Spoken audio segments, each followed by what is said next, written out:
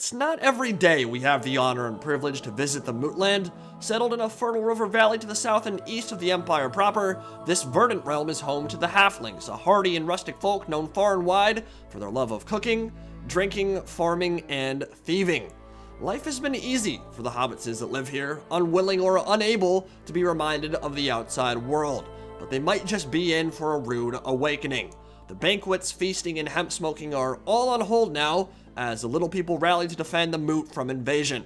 They are indeed half the size of an adult human, but when roused to wrath, they can and will fight with the fury of a creature much larger. And though the idea of a halfling warrior is a common joke amongst the men of Stirland and the eastern provinces, they have served in the vanguard as scouts and skirmishers for Karl Franz and the Imperial Army on numerous occasions, earning accolades for their bravery and their resourcefulness. And their soup kitchens have a few nasty surprises for the Cyclopean terrors now knocking on their doorstep.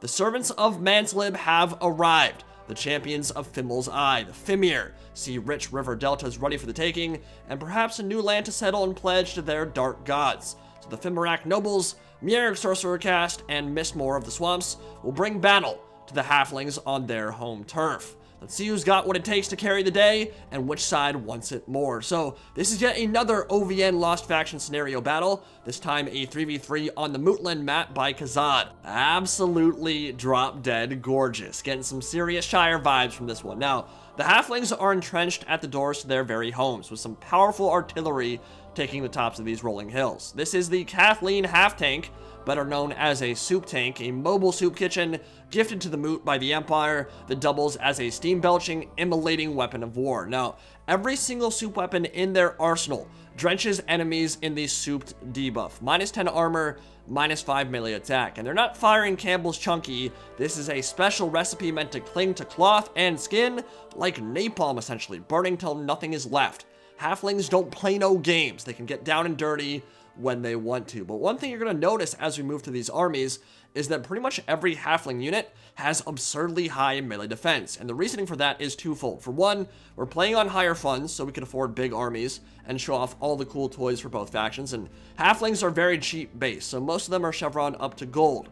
But the other reason is this tricksy little halflings augment, which grants AP and 14 melee defense when above 50% HP. So even the lowly halfling militia are incredibly resilient to damage in CQB. Love those models though, they really do look super cool. Now, these are essentially hobbits, so we thought it might be fun if a couple Ents from Lorelorn Forest joined the party to help out. Holding down the center are the Warfoot's Band Regiment of Renown and the Master Cooks with their Toque Blanche chef hats, and the Feast is Coming augment, which grants leadership and immune to psych to nearby halflings. So yeah, these little guys have a serious wallop that they can pack, and they will punch you in the mouth. And honestly, they've not been balanced super well, so the defenders do have about a 5,000 funds disadvantage to make up for the great defensive position they start with and the fact that they kind of have OP stats in general. As Samwise Gamgee would say, share the load and send some sticky liquid across the way. Playing catcher in this one are the Fimir. Full faction of them, in fact, starting with the lowly slave caste, the Shearls, working all the way up to terror-causing single entity Fimir, known as the Mistmor. The main line of these armies are berserkers known as Fim Deathquest, hentai monsters with a mean streak a mile wide. They'll be the main infantry line, but the Mistmor and the Fimir Nobles are the heavy hitters, the elite, armored monstrous infantry that strike the killing blow.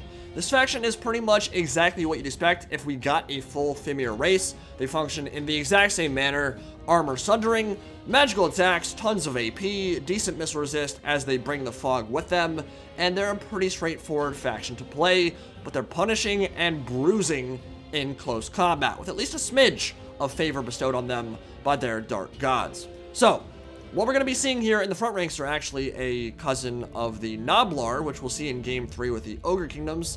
These are the Boglars, a darkened version of them, and they'll be meat shields that just go in and kind of die horribly. That's exactly what you'll expect from any of the Gobbo variants or Hobgoblins in Total War Warhammer 3. So, Lumpen Kroops, Fightin' Cocks, and the elders of this idyllic village have rallied their rangers, master cooks, and militia to push back the darkness that now descends on their people. And these are the kind of battlefields I really want to see more of in the Total War series, because it actually looks like a real location with real terrain like people actually live and work here, rather than just a flat, grassy void that we've seen in so many others. And unfortunately, those tricksy hobbitses might burn the place to ash before we get to enjoy it. The recipe of their weaponized, soupy war crimes are closely guarded secret, obviously, but there'll be no consolation to the poor Fimir getting scalded on the way in. It'll be a lot better against the regiments of infantry, but monstrous infantry and single entities can still take a lot of damage to it, as you see here. No place is safe from the chicken noodle inferno. It's coming in hot and heavy, and it is going to scald everything to a cinder. And the Halfling Rangers aren't too bad either. Their focus fire doing a number on the Fimir so far. Now, the Kathleen half tanks, the soup tanks, are the one unit I think all of us are really excited to see in action.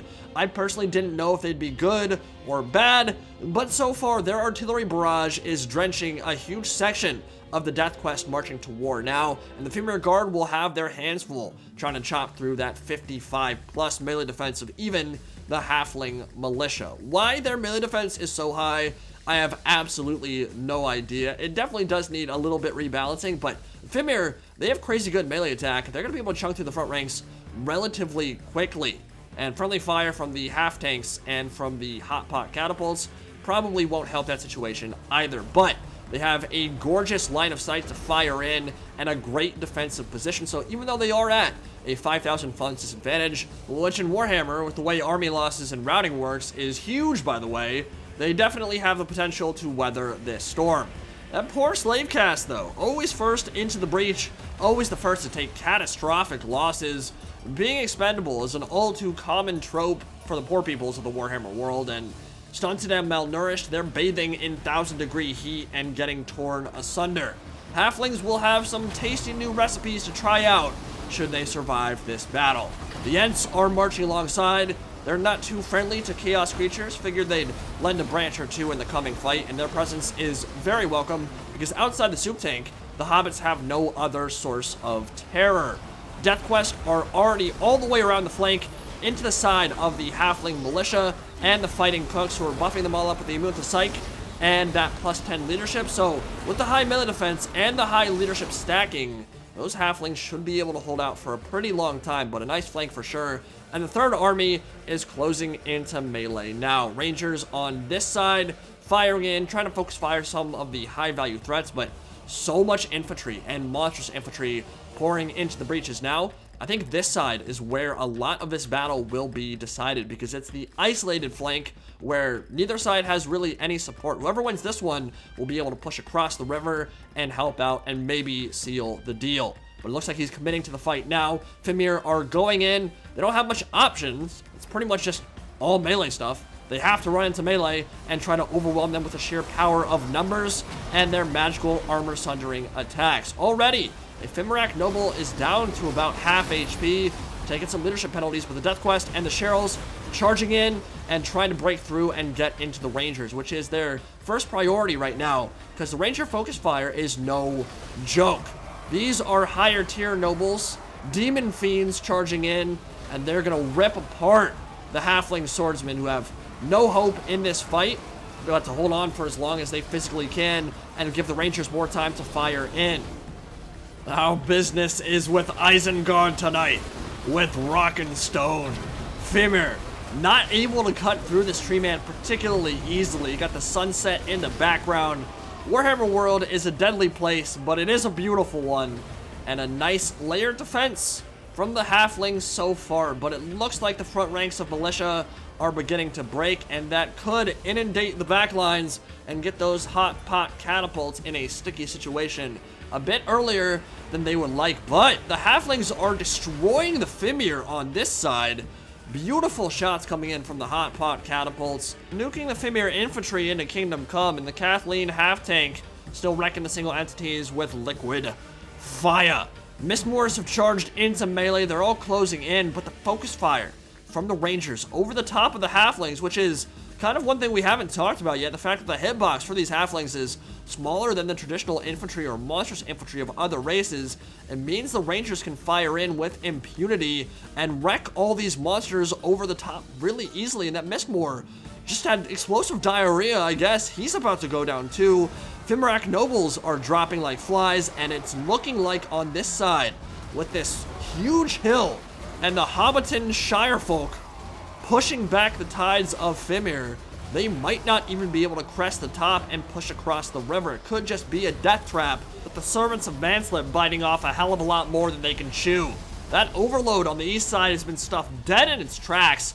None of the rangers have been tied up in CQB, and the invasion force on this isolated wing has been punched in the mouth and is down for the count. Vast majority of the forces on this side are getting torn asunder by this overwhelming ranged firepower, and the vast majority of the army itself is routing. Single entities close to life support too.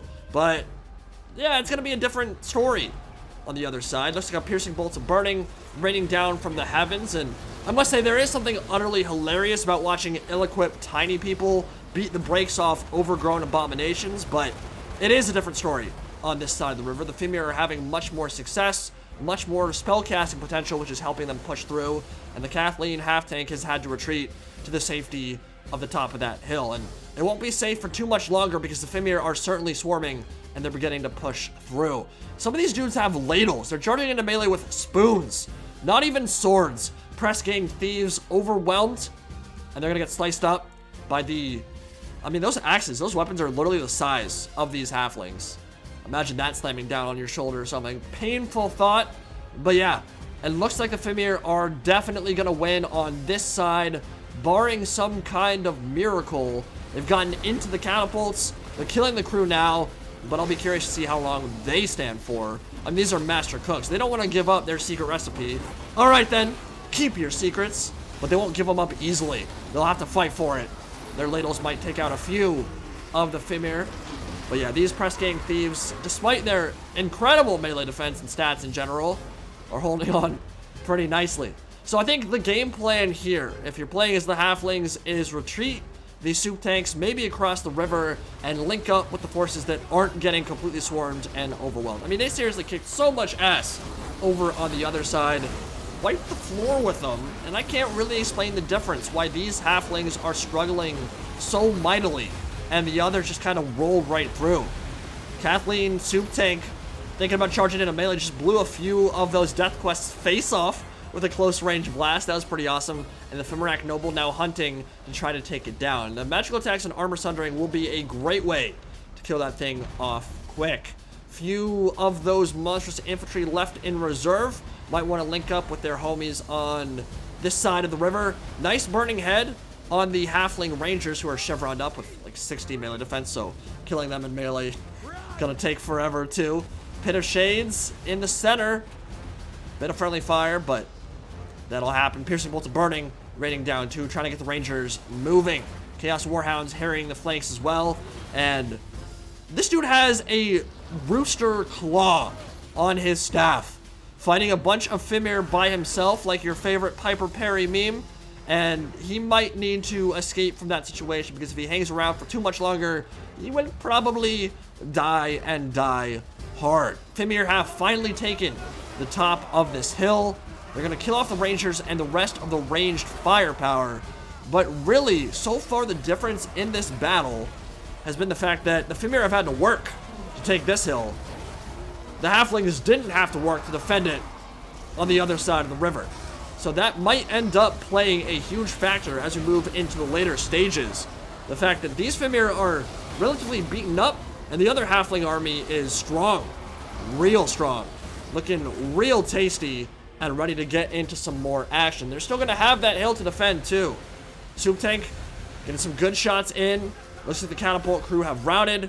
Fimir got that full flank off and the Death Quest are hunting, but can they easily close the gap on that Soup Tank? I'm not sure. I'd imagine they're maybe a teeny bit faster, but look at this thing. God, Warhammer is hilarious sometimes. We've got a weapon of war that doubles as a literal soup kitchen, getting wheeled around in Hobbitown, being hunted by a lecherous version of Barney and Friends. Or I guess we could just say Barney and Friends because it's kind of the same thing. I mean, like, what's going on? This is why I love this setting, dude. It's so amazing. It's so amazing. These poor Fimir, dude. They're like, there's one monstrous infantry unit of them left They charged in. They actually did rout some of the militia. They're breaking. But they're the only remnants of that entire army. The rest were just completely eviscerated on the way in. I don't know why they got so pooped on there, but the Fimir were able to take the hill here. So the Fimir have now a D-Day scenario. Not a very pleasant one. Kind of Omaha Beach-esque in the way they're going to have to approach this one, Joe. They're going to finish off the rest of the Rangers and kill them for good. But meanwhile, the Soup Tanks and the Pot Catapults can fire from the safety of that other hill. And they've got so far to cross that river. They've got to go through pretty deep water, then go straight up Mount Everest to engage the rest of the hobbits. And yes, I know, in Warhammer, they're not called hobbits, they're just called halflings, but I don't want to say halfling 700 million times in a video. It's good to get some synonyms in there. You know how we do. Catapults firing in, still wrecking the Death Quest, and oh my god. What can they do? What can the Fimir do? It almost feels like the halflings, the hobbits, whatever you want to call them, are the real bad guys here. Like, they're the ones just drenching the poor barbarian peoples in, like, what are clearly war crimes. I mean, who thinks of this weapon? Who thinks of soup napalm? Who uses that in war? Apparently these guys do. They're kind of dicks. It's really messed up. The world press and Geneva conventions are going to be all over this. It's like America using Willie Pete in World War II. Who does that? Who burns people alive? The Fimir are tired of this. I mean, they don't want to fight the tree man. They're escaping to the top of the hill, and they are getting ready to assault that final position. Balance says they don't have much of a chance, and to be honest, they don't, because there is that another full army to deal with, but that doesn't mean they can't kill quite a few more before all is said and done. They just have to try to avoid the army losses penalty. They got a full surround off on the Kathleen half tank. That soup tank might drop if it continues engaging with the Fimir. And the Fimir Noble is taking the bedraggled corpses of his army. What was once a glorious charge is now just completely depleted. And they must ascend the hill and take one last engagement to try to salvage some glory, some honor from this debacle. I'm not sure there's much honor to be had in melting away under the fury of 1,000 suns. And that is what awaits them at the top of that hill, and some evil hobbitses ready to stab them in the face. All they wanted was to join the party, smoke some hemp, enjoy the ganja, maybe have a few pork sausage loins, and the hobbits were just like, no. Demon fiends, get off my lawn. We'll burn you before we ever be friends. Bale Fiend charges in. The soup tank is waiting, and army losses is kicking in about now. Yep, whole army's breaking. I must say, watching this one reminded me how much I hate army losses penalty in Total War. And it's actually why I had one of my Discord mates make a mod that is called No Army Losses Penalty. And for these kind of spectacle-driven games that are much less about competitive viability, we might end up using that No Army Losses Penalty because they had a decent amount of models left. Those monstrous infantry could not have carried the day. They would not have won this game, but they would have gotten a lot more kills. And just seeing that many troops run when they were still fighting them is annoying. I don't like army losses penalty, how it's implemented. I get why it's in the game, but would have been nice to see a bit more of a last stand. And the only reason these guys are still fighting is because they are unbreakable. They are the last troops remaining. Everything else is running. It was an epic battle. It was quite the spectacle. But yeah, would have been better ending without the army losses. So we'll try incorporating that in the next one. And in the meantime, we can talk about the Dark Lords of Hobbiton, of the Moot, and how OP their melee stats are. The fact that they had a 5,000 funds disadvantage, and yet one army was able to completely decimate the other and carry the day almost single-handedly, it felt like. Kathleen Soup Tank gonna get a couple more scalding shots into the running Fimir. Just no mercy, no respite whatsoever. It's just death and destruction for the invaders. Here we go. More shot coming in. Gonna burn a few more to cinder. Oh god, it's so glorious. So glorious. But yeah, these halflings, man, they're no joke. That tricksy little halfling buff that they get, that plus 14 melee defense, and then you give them some chevrons because they're super cheap base. I think the militia are like 350 or 400 base. So you add all that up together, and you're talking about meat shields that cost like 450, 500 gold that have 60 plus melee defense for the first half of their HP bar. That's insane. That was, without a doubt, a big reason why the Halflings were able to be so effective there. They could deal with all the meat shields, the Shearls, and the low tier stuff, and then still hold out pretty well against the high melee attack armor sundering units that came after. Tie stuff down, give those rangers and the soup tanks and the pot catapults time to fire in, and together with that defensive position, the fact that they were down 5,000 funds didn't matter at all. Just absolutely brutal what they were able to do to the attackers, but really enjoyable game nonetheless. I have been enjoying OVN's Lost Factions. I hope you guys have as well. Definitely need some more rebalancing for sure, but in terms of the spectacle, the map itself by Kazad, which is absolutely gorgeous, I think these kind of games, even if they aren't necessarily the most balanced, we try to make them that way, but even if they aren't, they can still be really, really fun, and I will definitely be doing some more with this mod. Hope you guys enjoyed, and I will see you next time. Peace out.